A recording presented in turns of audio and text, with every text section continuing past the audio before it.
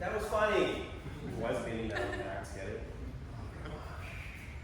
Lordy, hardware. Okay, so a lot of really wonderful things. I've enjoyed watching your development over the last many years. When was this written? Ish. What? Late 18th century? Yeah, probably between 1780 and 1795, somewhere in there, I would think. What period is this? It's classical. Full on classical. I mean, we're at the height of the classical era, not only in the music, in the architecture, in the strata of society, except in Paris in 1790, whatever, when they for the French Revolution. But there was a stratus in society. There was a stratus in dress. If you were a banker, you dressed a certain way. You did not go outside like this. You didn't do that. And within the music, there's also a real incredible sense of formalism. Not only in the types of articulations that we need to hear, but also within the pulse in there. In that time period, when you went out and you dressed, the men were, they had shirts with buttons and ruffles and buckles and shoes. It was prescribed. Everything was prescribed. The architecture and the music as well. And what I'm missing a little bit is I'm not always hearing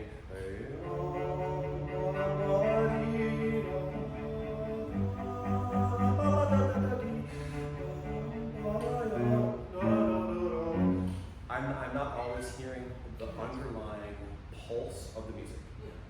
So can we start this again?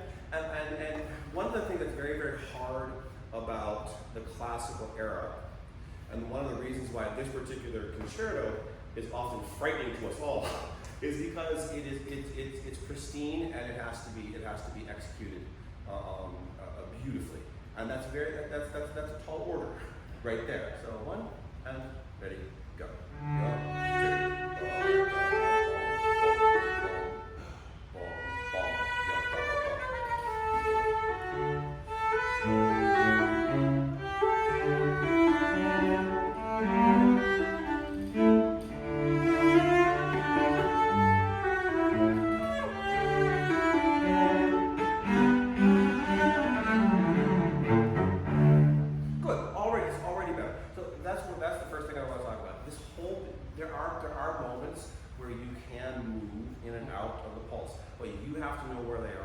So much of the classical period puts us in, and those lines can't be going, you can't do that. So they have to be within the structure. A few things I want to talk about the technique. What should I be listening for? Tell me, what should I be listening for when I hear this? What kind of articulation should I be hearing? Or what kinds of sounds, right?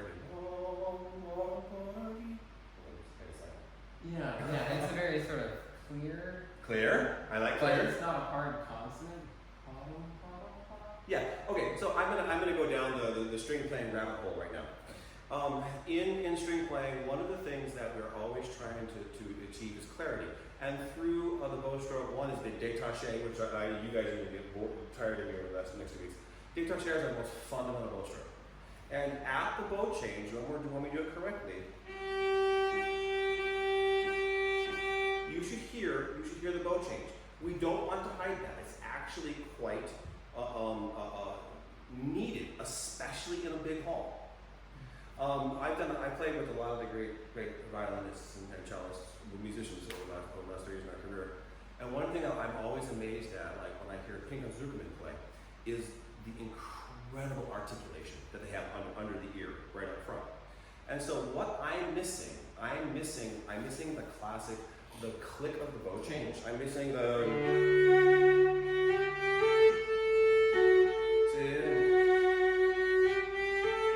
So what's hard about this is we have to click.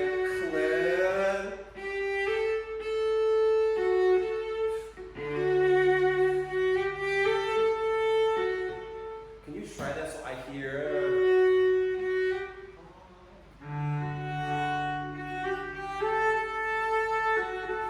Did you hear pada? That time, did you hear it? Yes? No? No, you didn't hear it?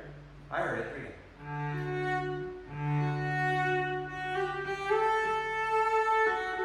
Good. Now, one more time.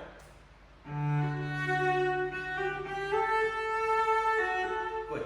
When I hear that, I know that is going to go out into the hall. What I was hearing before, I was losing the definition of it. And so we always have to be careful about how we are creating these sounds. So I've been watching a lot of alarms this week, which is really great. One of the things that I'm been thinking about, and we'll discuss that in the Schumann as well. There is the whole arm motion. We talked about this. Do you remember? Tell me what to do. How do I move my whole arm? Do you remember? I do this. It's the shoulder. Yeah. Okay. I'll demonstrate. So the whole bow motion is I'm filling the space to the right, and at some point I need to open up my forearm. As I was watching out there, I was seeing not a lot of that. And because of that, I was not getting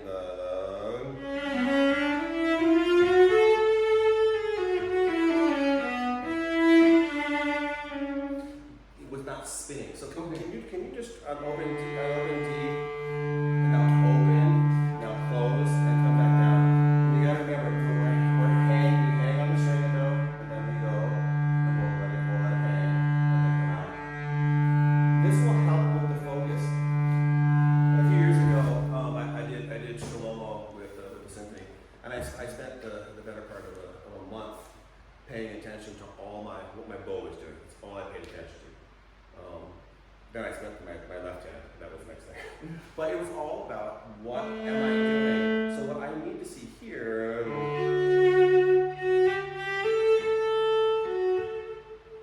Can you try that? So open.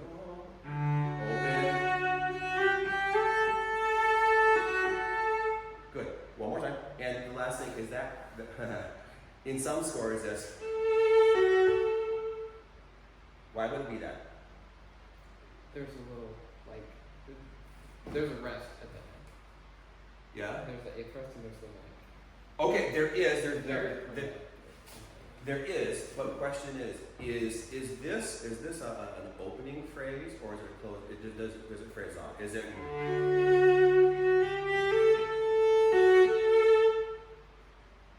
No.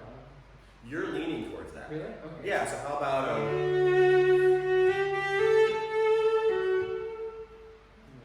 and then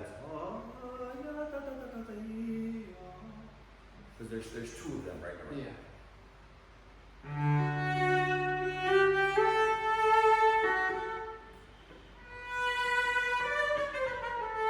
Good. One more time. So I also when we were watching bow arms this week, I'm seeing a lot of beginnings of bows where bows are like this. I'm gonna exaggerate, and this is not taught so much since most kids today are on steel strings.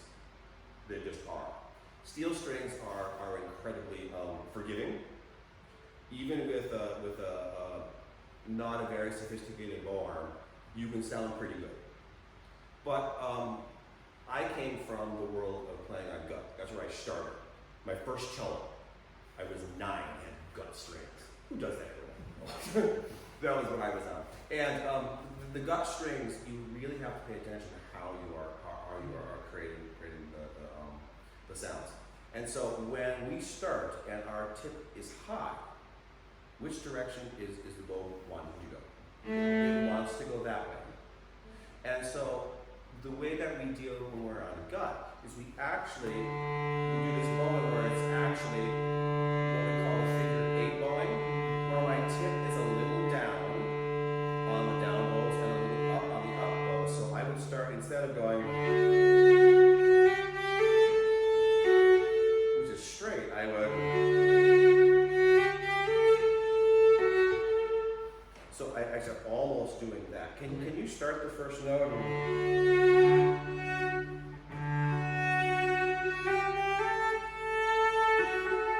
Good. Can you try my bowing?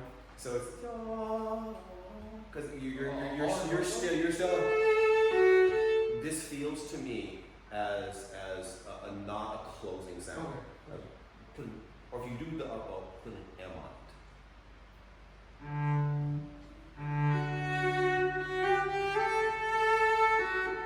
Good. 2, 3. Good. One more thing I want to do before we go. Which way are you leaning when you start? Why? Why? Something about sort of like the center of gravity, and I want to move towards the A string a little bit. You're going this way. Yeah. What I want you to do is I want you to do the absolute opposite. You can go this way. So this is what I want you to do. I want you to start this way. So we have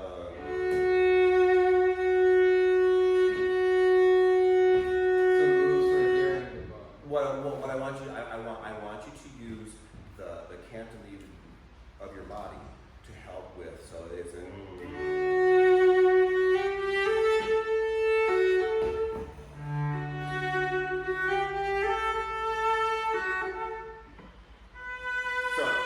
Did you notice a difference in the sound? I notice it here. It feels freer. One of the things that we do when we get into audition, we go.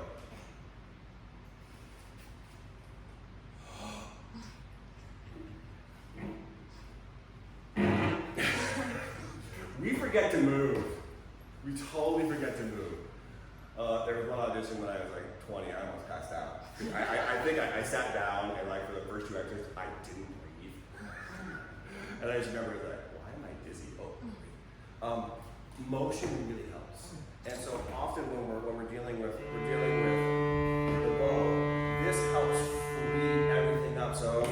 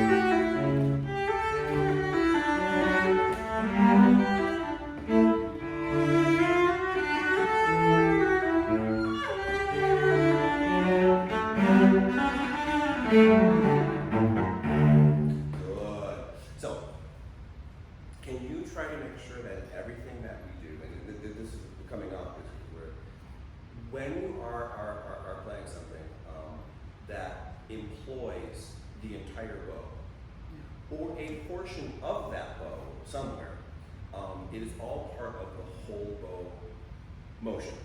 So if we're playing down here, we're only using this part of the whole bow motion. When we're here, there's going to be some form involved. When we're here, there's a lot of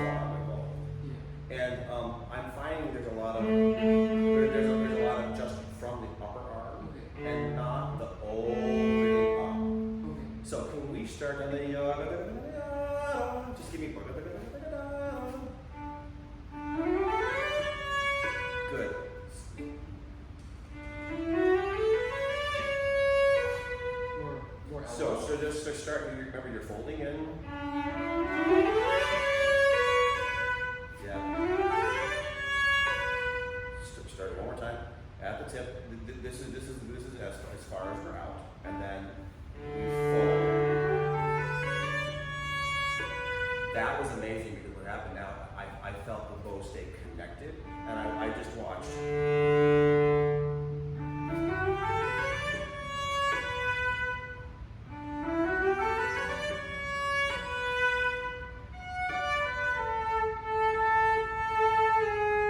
Good, do that one more time.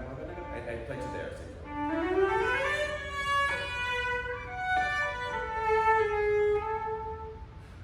So you're going Yeah. My edition is circa 1975. Okay. Village. And that's fine. So whenever we're dealing with long bows, we're always trying to make sure that we are some part of this. So I'll play a small portion of a piece that I'm playing next month as we're in a recital. It's by John Turgeon called Fancy Hair on Bach, and I'm doing it for the Texas cello school. So I'll be doing it for kids. And one of the reason I programmed it, besides that it's a really great piece, this deals with the whole arm motion throughout the entire thing, and it goes.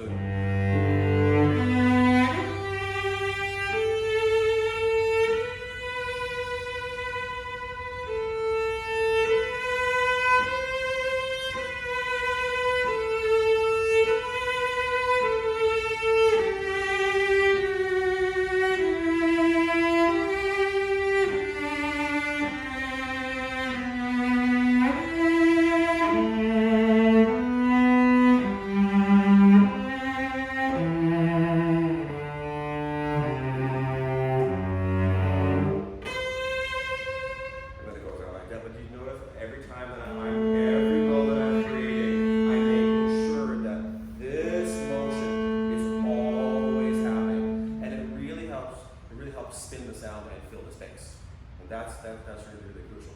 So as you're working through this, anytime you find yourself in a... Do it again.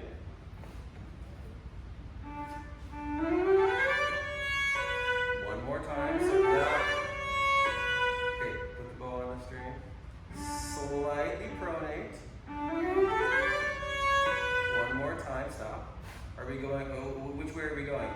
Uphill or downhill? I love that face. Are we going uphill or downhill? Actually, we're going downhill. Where's the hill? This is weird. So let's put the bow on the string.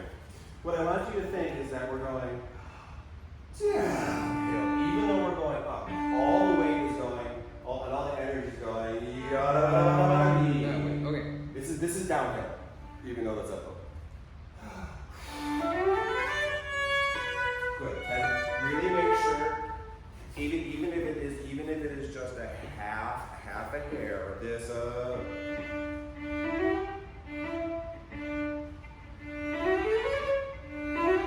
you have to have that.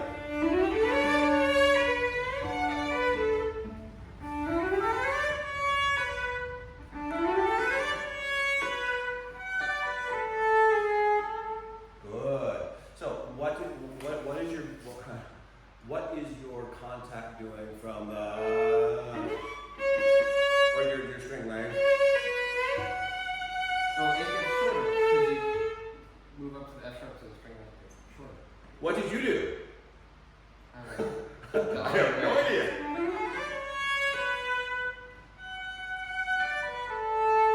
Yeah. So one of the things that I teach a lot about is that we have to always support the contact, the string length that we are in. If we're here, our usual string length is about this wide. And in there are all the colors of the rainbow. When we're playing here, we have this entire area. What I find a lot of is that when someone will shift up high, they're like, I got this shift, and they go, oh. And all they have to do is just move the contact line. And so when we are practicing something, I know it's hard to do because how many have self-doubt? How many have their self-worth wrapped up in that shift? Yes, I mean, it's just like, I go, I'm gonna go cry for a while. We have to actually be very, very objective and very calm and very almost dispassionate about some form, all technique really. I'm making a shift. What happens if I miss it? So what? I'll get it next time. I'll work on it. So there's a.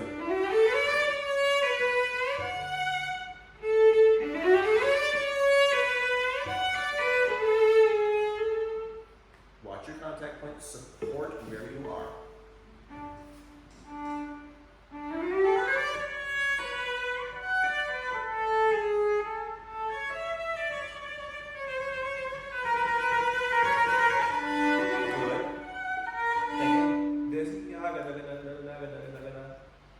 What is the bow stroke? Bow strokes. It is legato and then right? Yes. What should I be hearing? The clank. Where?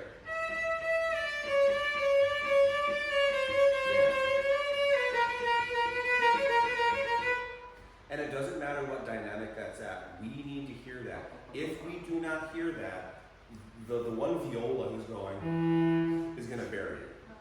You want a violist to bury you? That would be embarrassing. I'm married to violas, like I said. So the.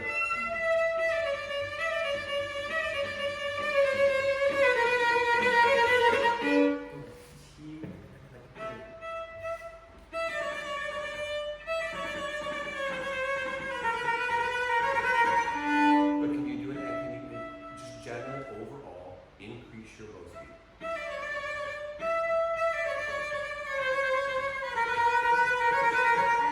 Good. What did you do when you increased your bow speed? Do you know what you did with your contact point? You did? Yeah, because you increased it. Yeah. We were still hearing the click. So now the next thing so we're getting back to the.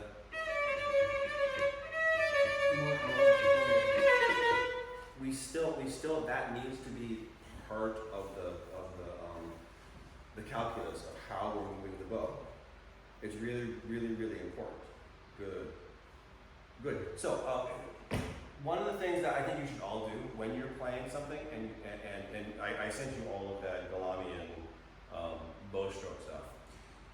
Once you understand what a détaché is, a martelet, détaché lance, staccato, sautille, whatever they are, you have to know not only how to do it, where to apply it.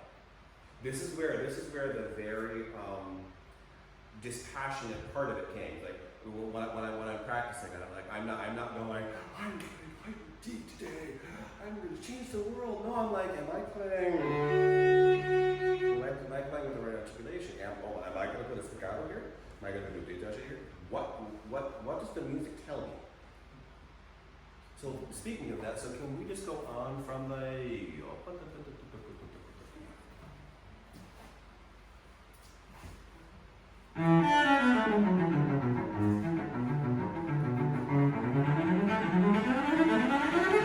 Good.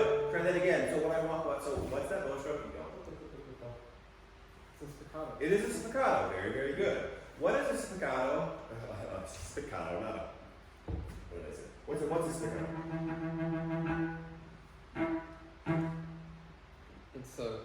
It is an off the string stroke, so the snake. And what?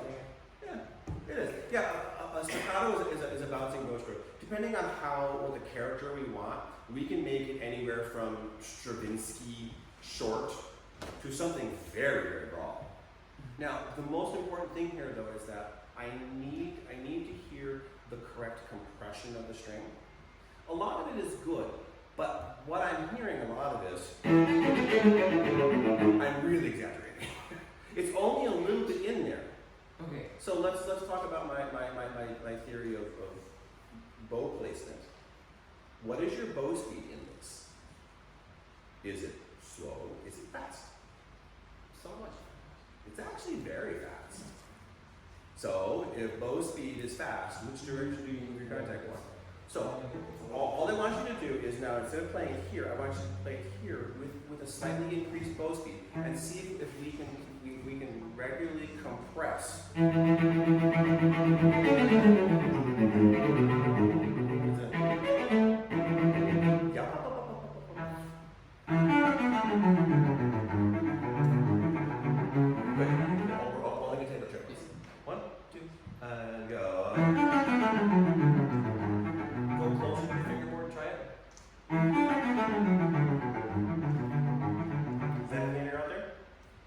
You hear less of like, Sometimes the clarity of what we need is not closer to the bridge.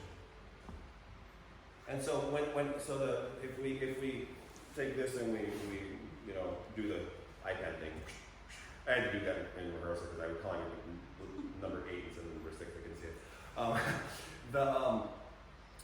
What we're looking for is the bow coming down, compressing the string, and it coming up, and compressing it cleanly. Yeah. And so every time we put the bow to the string, in every bow stroke, we have to figure out how do I. Is this it? Where along that is it? Yeah. Because some of us, and I've been guilty 1,000 times. This is the spot. Oh, that's not right. And we get stuck. It's like why does my staccato note doesn't work? Oh, because I'm way too far out of the bow.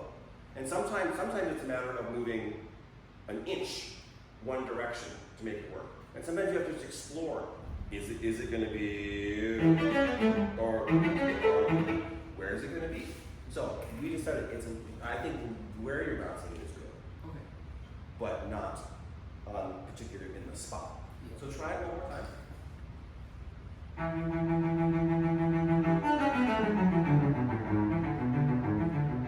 Good. And now, if you notice, he was able to go. You were able to elongate that note. That's what you want to do, right? Yeah. So you have the control the.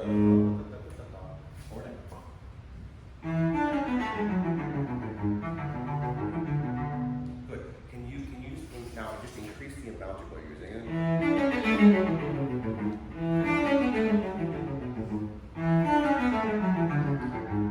Good.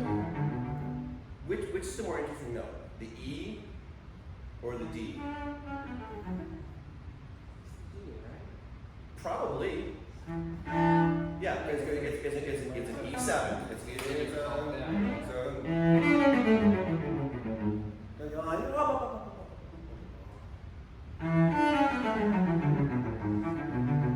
Good. What does that set up?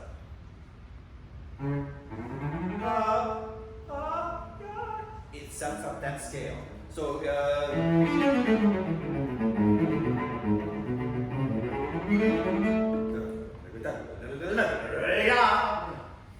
the fireworks.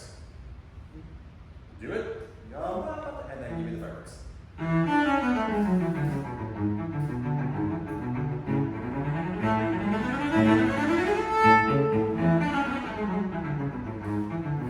Good. So there's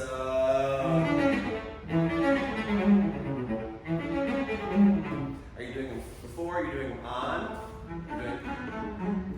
I guess I'm doing them on. Yes. Yeah. And sometimes like that, we have to go, where am I putting it? To be really utterly clear that you're like, right?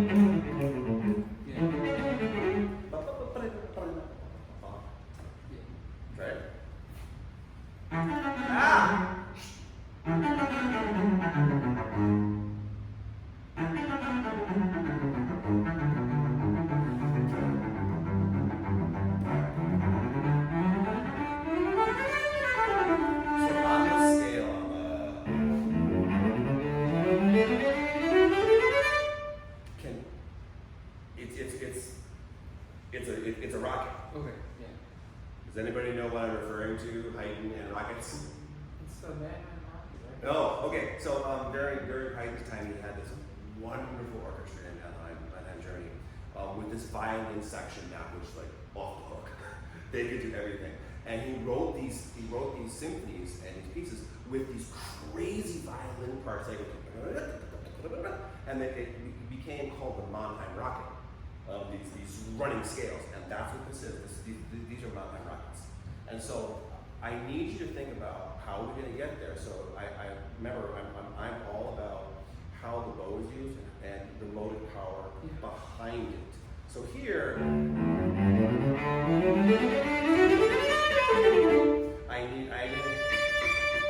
going to need a little more forearm involved in this. So just one time as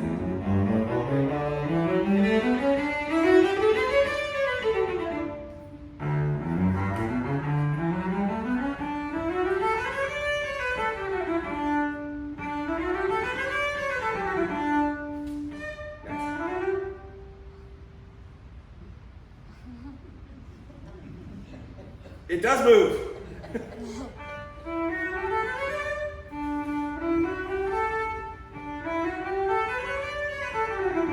Now, we would never be static like this because there would be some of this involved. But I want to see you hinge.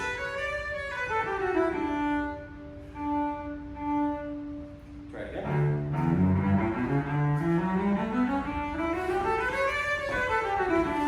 So what I love about what just happened is because he's using the motive power of the forearm as part of his bow stroke. Two things have happened. One, the bow speed has increased through the scale, and because of that, I'm hearing the correct articulation of what bow stroke? And what am I hearing now? So the entire scale, I'm hearing ta taka taka taka ti taka taka taka ti taka taka taka ta. So I hear.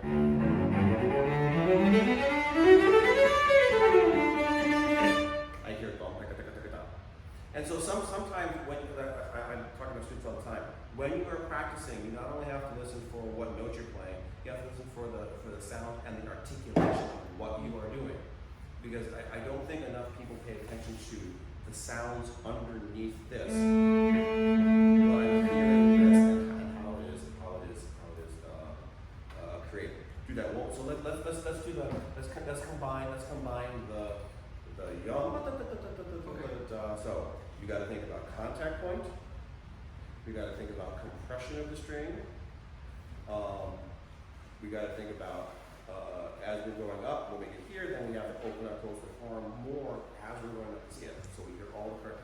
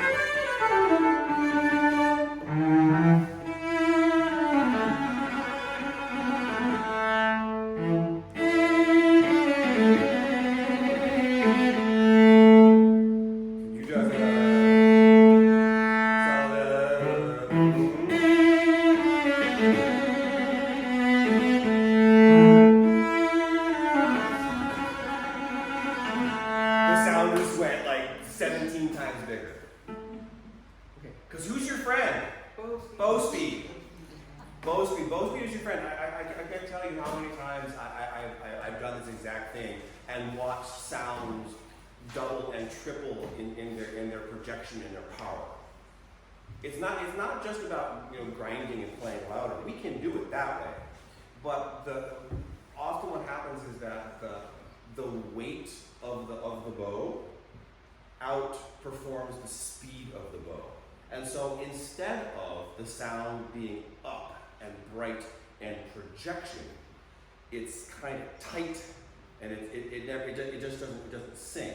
So that's why when you did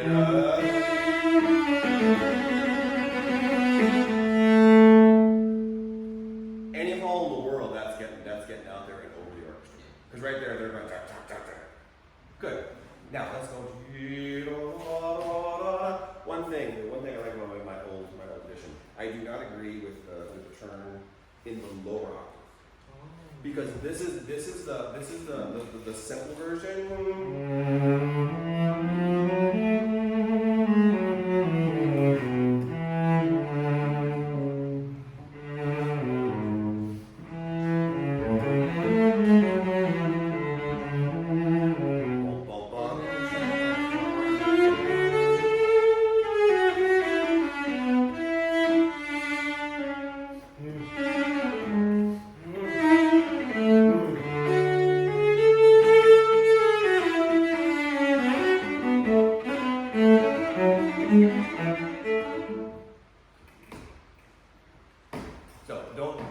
the turn and only on the upper arm.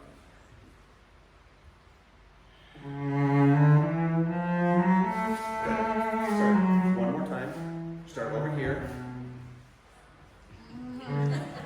Look up there. All my cellists, we've all done this. We've all gone.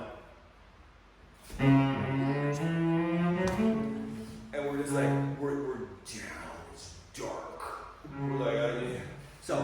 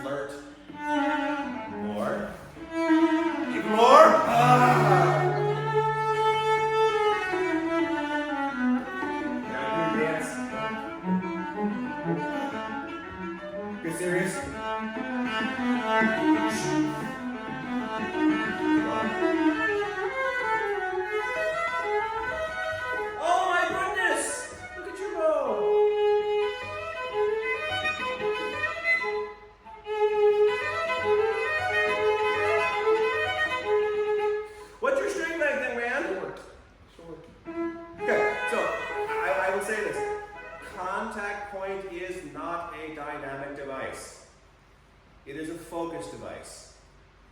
You can play anywhere on the cello and have a beautiful sound. But if your contact point is wrong for that thing, it will sound muddy. There's an area in which we can, that's depending on where we put on string. Let's say this is the area that's usable. Out here is I'm crushing it. Down here is all scratched. Inside of here is all of the colors of the rainbow. Here is the most optimal. Here is really, really bright in your face. Way up here is very, very pale. And I can show you. So there's this little piece by Maria Teresa Paradis. Beautiful little piece. You should all know it's gorgeous. And you can go.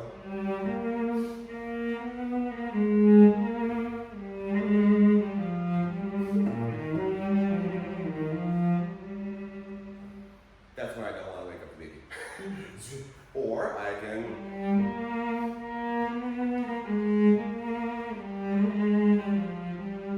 I've just moved it a little bit. I created a little more clarity. Let's say it's the end of the service and they're talking out there and I want them to hear me.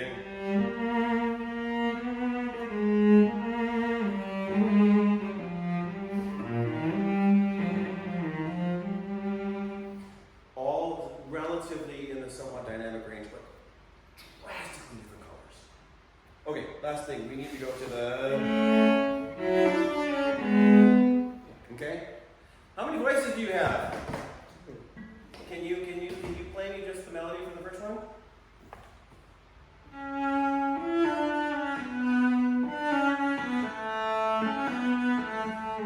Good.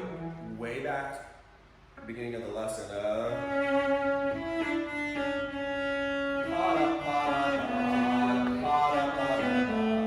We have you established that 3 pages ago. Good.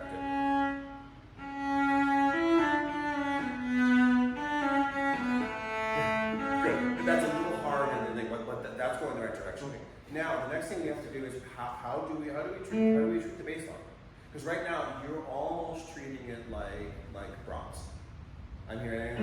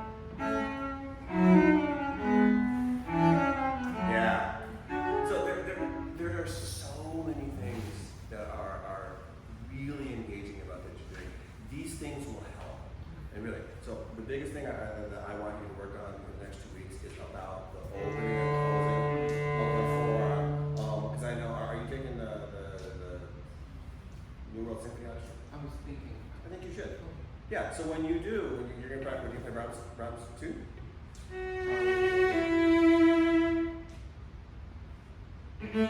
Yeah. Yeah. Yeah. Very good. Yay! Thank you so much. You're welcome.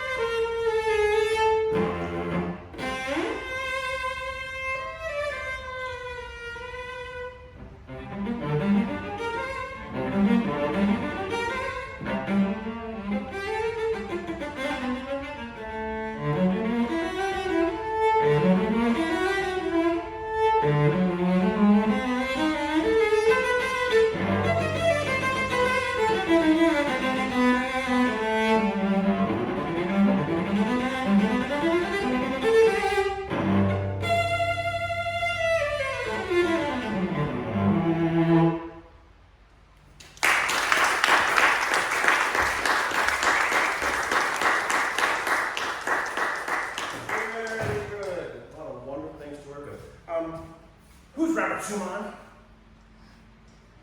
When was Robert Schumann alive? The 19th century? Yes. When did he die? Any? Wait, no,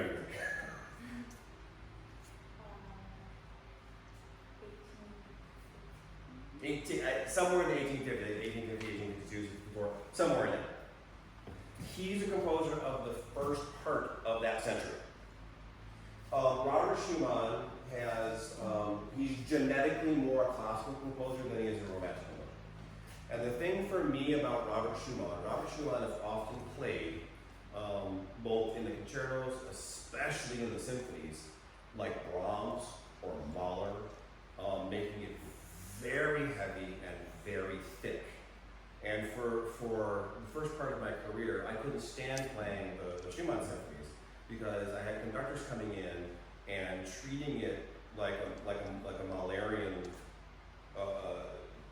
expression, as opposed to something that is more akin to early Beethoven and the skeletons of Mozart and Haydn.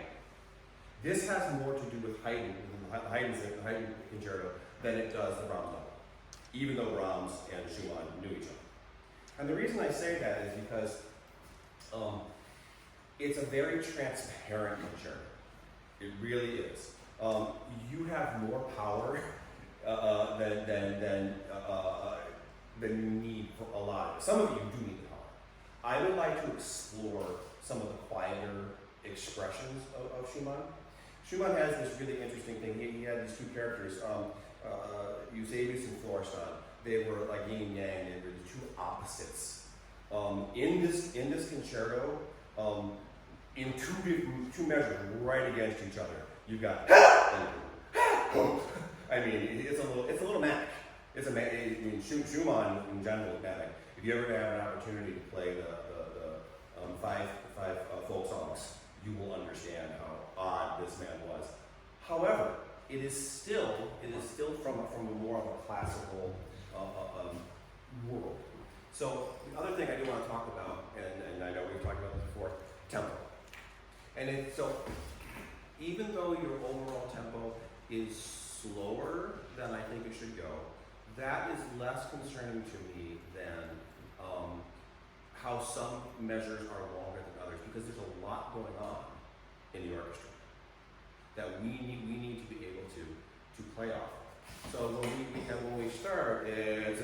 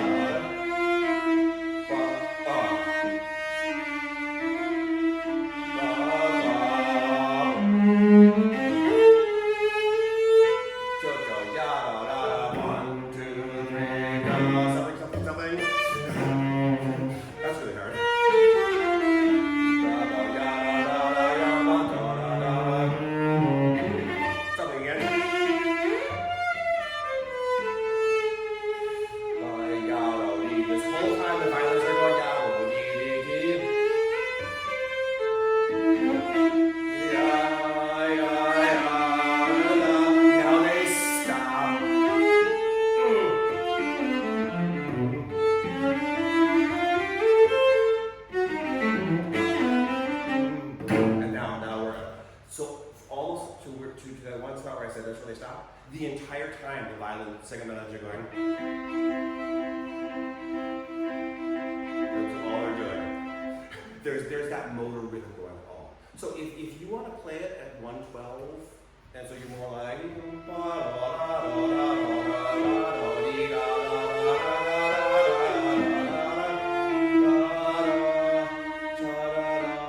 I'm gonna be the orchestra. Ready? 1, 2, ready, go.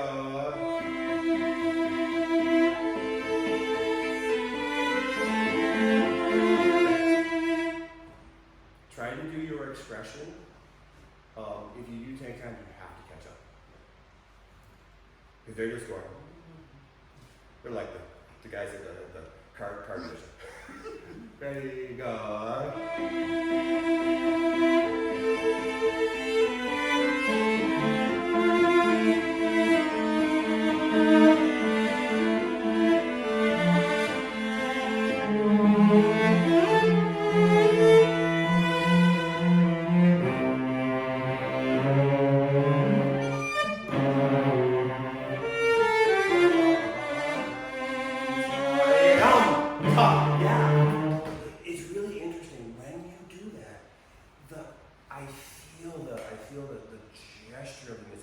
I feel what's going on underneath.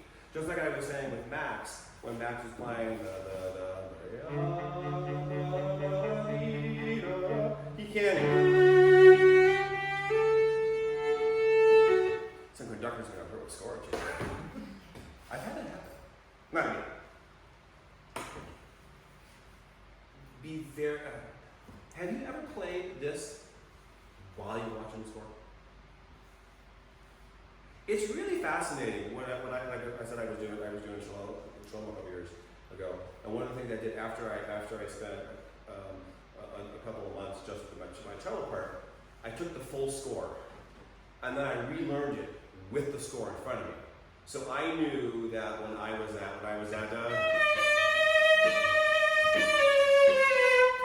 I was with the English horn back there, or there was another spot that I was doing something. I was with bass clarinet.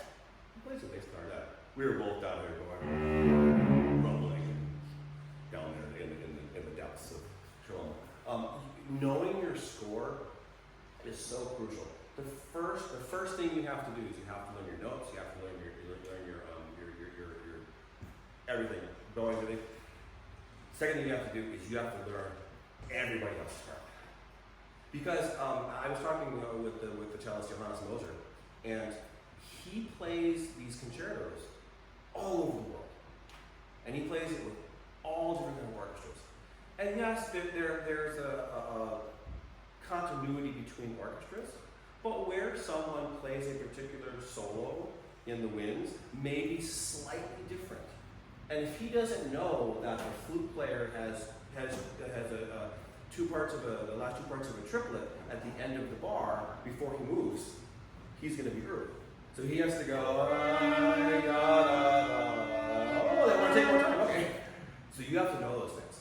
So start this one more time. I have a question. You're starting it down low.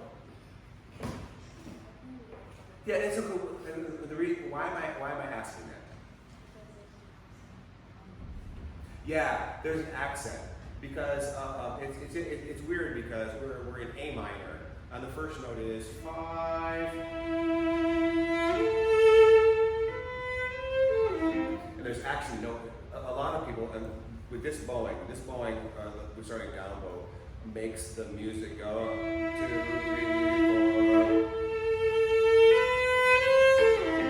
And the music is actually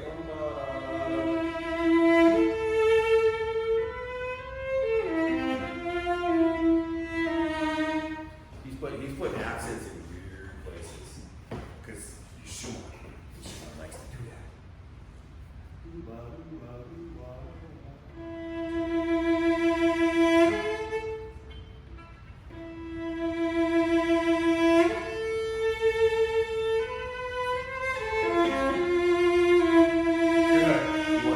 So one more time. Yeah, I know it's like I'm asking you to do it. You're standing on your head. You're like, this feels weird. So try it again. And what's the dynamic world of this? It's piano. Now, granted, we're the soloists, so our piano is P for projection, not P for quiet. So, but it's not loud either.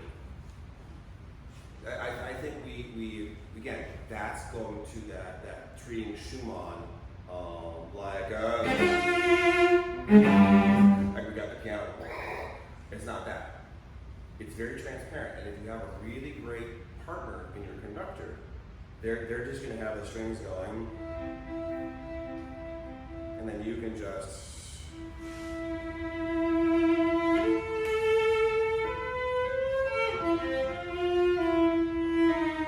So try to play the piano with projection.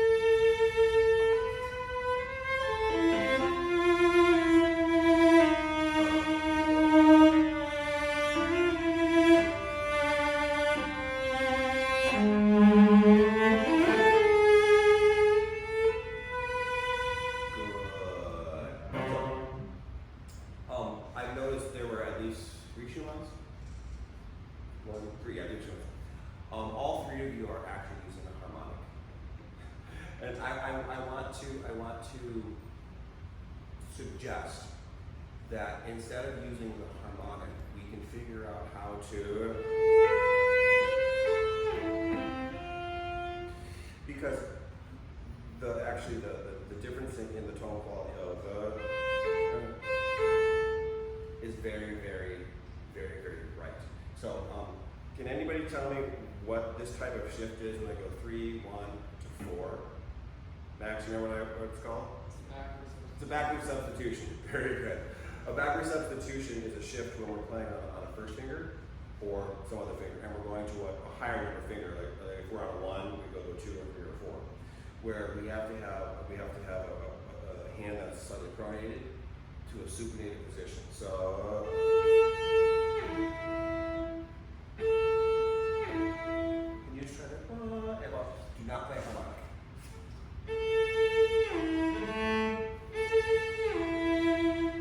Yeah, do it again. And I'm hearing a little, I don't necessarily mind that.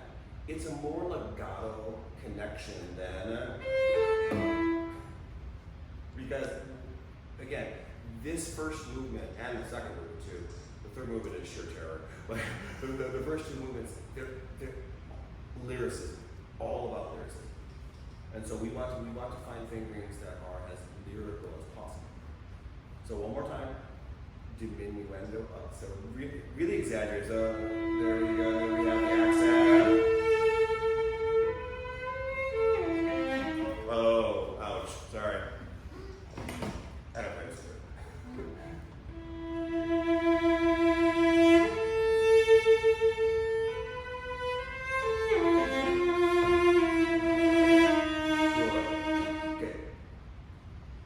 Saying you have lots of power, and when you need it, you will be heard. So one of the things that I teach a lot about, and I was talking with Max, about bow speed being one of the major drivers of sound production. Yeah, there are times where we need to just really play loud, and it will be through both weight and speed. But I think, can we try and try for this opening phrase, all the way up to that's the first time we have anything that's really aggressive.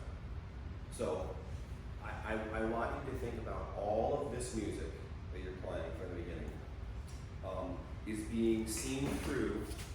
There's a veil here, and they're just seeing.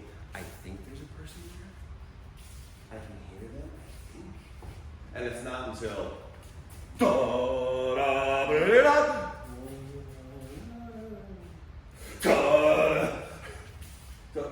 it's all in a more gentle area, not as forward in the sound.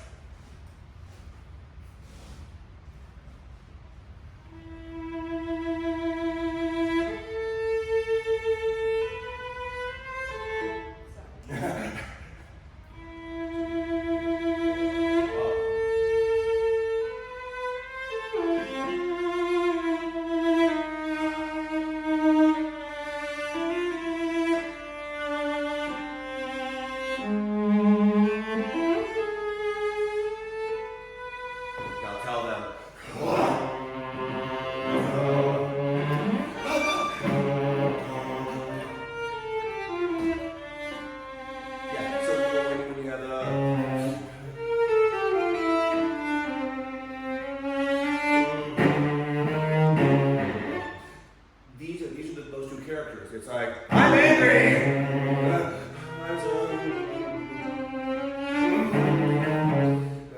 They're like right on top. This is Forrest and Eusebius. They're in constant conflict, and they're like two sides of a mask. They're like, I'm manic and I'm happy.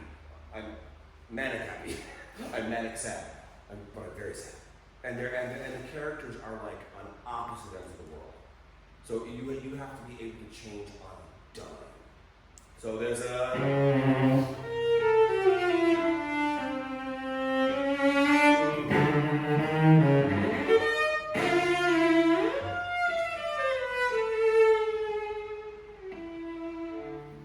And the color area is the in this are not like the Haydn concerto, which are, you know, your 64 pack of Crayolas. This is you know, your 4K TV with true black. There's a lot of color in this one, and so we can yeah. Sorry, did you see that the character changes on the flat? So I think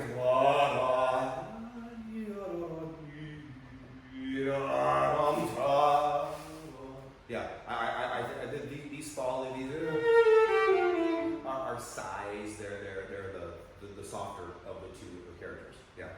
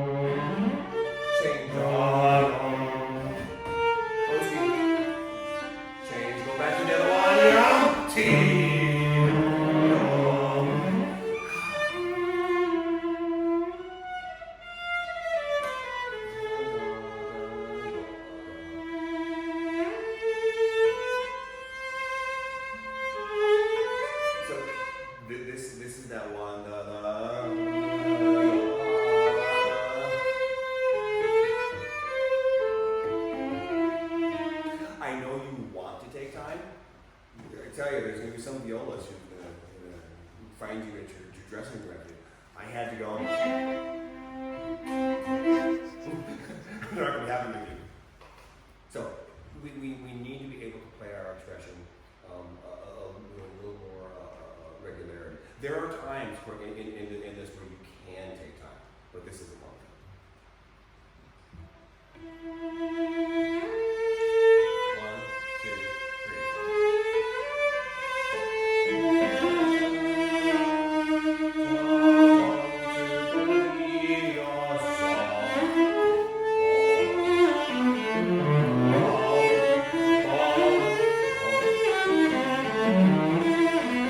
1, 2, 3. 1, 2. Go to the orchestra. 1, 2, and 3. Da, dee, da. And the reason I want you to do that is you have to get the tempo back to the orchestra. So go from the ya da ya da dee da dum da da.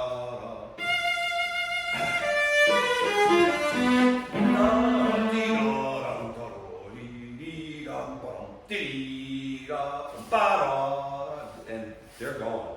And you have to handle it, because if we take too much time, the orchestra will not have the momentum to go. So, ba-dee-da-yum. Going on.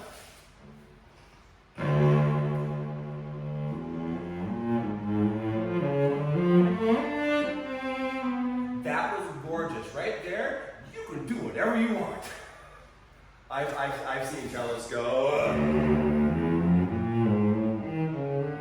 whatever that. Sure, but once you get to horns,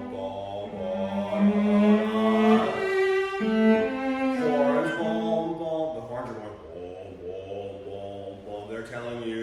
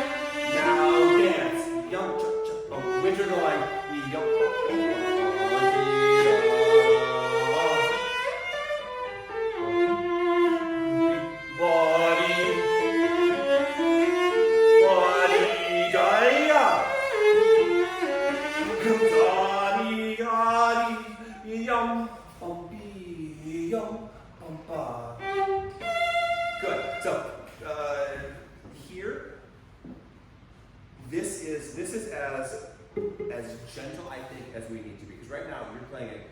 What's our dynamic part? No, it's piano. It's piano. Because up here, I forget the notes. It is piano. So can you who's your friend here? Yeah.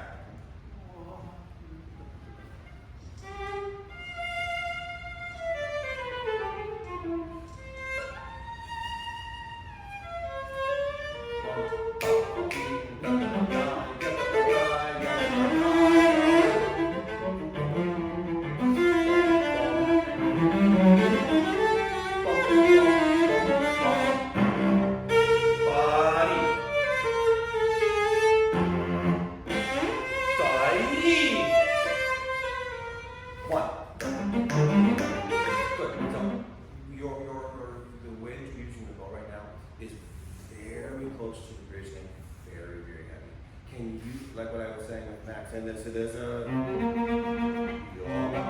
can you make it lighter and not so into the string? Just try on the C, just go. So we have closer to the fingerboard, more bowski, and a little closer to the frog too. Yeah, now you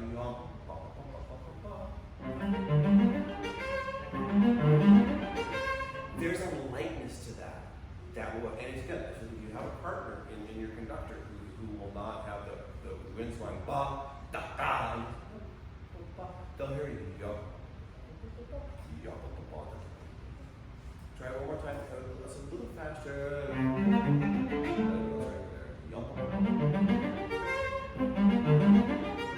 Yeah, that's very, very nice. I would even suggest try, get real crazy. Go much faster.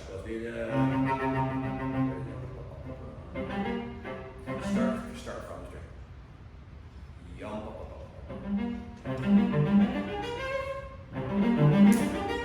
Yeah. So one of the things that I always forget to say when I'm teaching like this is that the spiccato is an off the string stroke, except for the first note.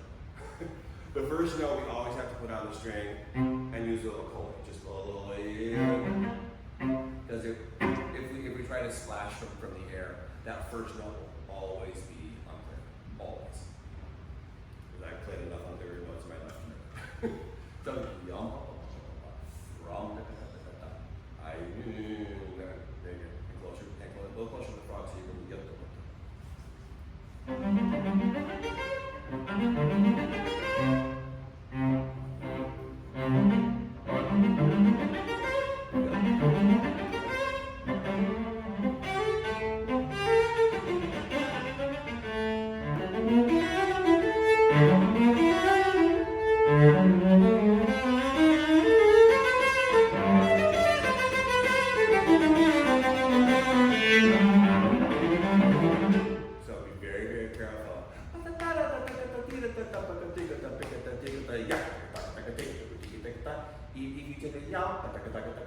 once you get in the 16s, they cannot push.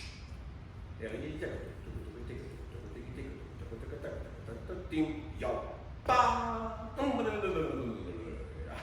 then coming down, you can do it. But there are a lot of danger spots in this concerto that want to rush, and that is one of them. And it's really interesting. What is your tempo right now?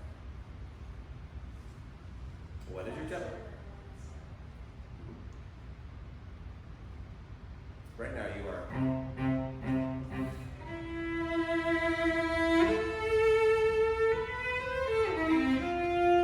You know what the tempo is? It's about 126. What's the tempo? What's the tempo on part? 130. Yeah. And that's the other thing that happens with this concerto. It turns into just this mishmash of 14 different tempos that don't relate to each other.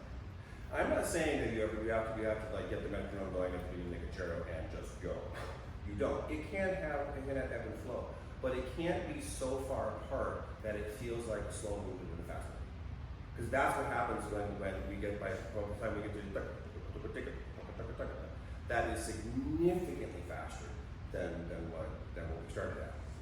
So that's one of those things to really be aware of when you are doing a concerto and picking a tempo.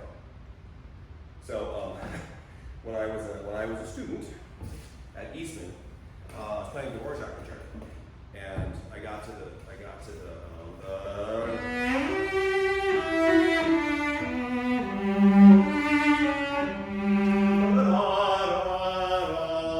and I went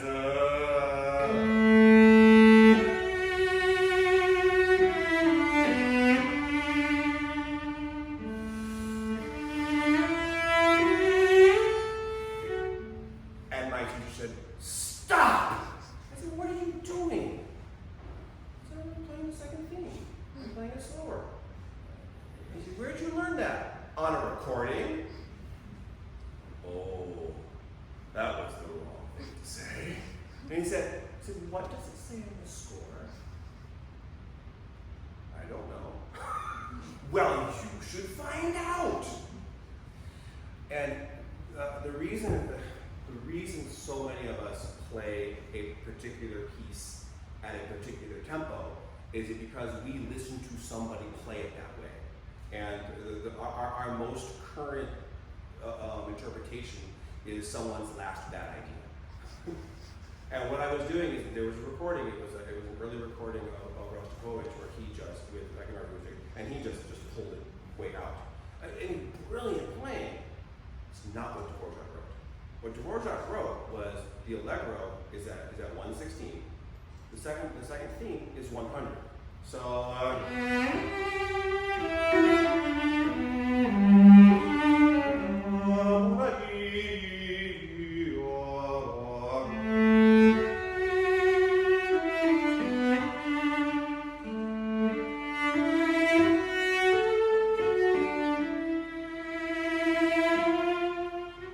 That's 100, and I gotta tell you, I will never forget that because it'll take the boot out of my head.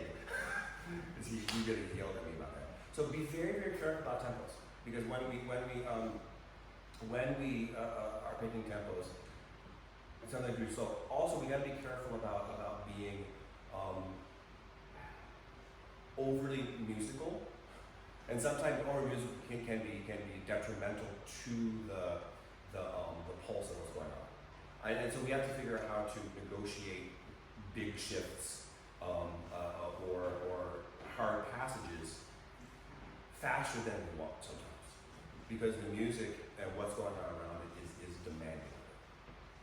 And so sometimes that's a hard truth.